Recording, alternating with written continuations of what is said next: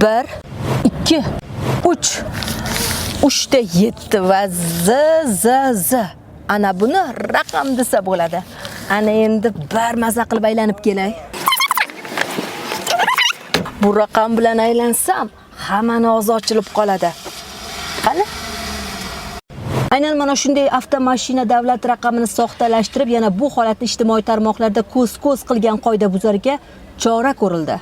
Ma'lum bo'lishicha, holat Farg'ona viloyatining Uchko'prik tumanida sodir etilgan. Men shu o'zimni Gentra rusumli mashinamga 3 ta Z qalbaki raqam qo'yib, shu o'zimni mahallamda harakatlanib, video syomka qilib ijtimoiy tarmoqqa joylagandim. Bu ijtimoiy tarmoqdagi video yuzasidan tushuntirishlar berishdi.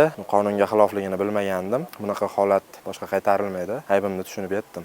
Bilib yoki bilmay qoidabuzarlik sodir etgan shaxsga nisbatan qonun doirasida jazo tayinlandi. Qoidabuzarlik bo'yicha to'plangan hujjatlar jinoiy ishlar bo'yicha Uchko'prik tuman sudiga yuborildi va haydovchiga kelgusida bunday qoidabuzarlikni sodir etmasligi uchun tushuntirishlar olib borildi.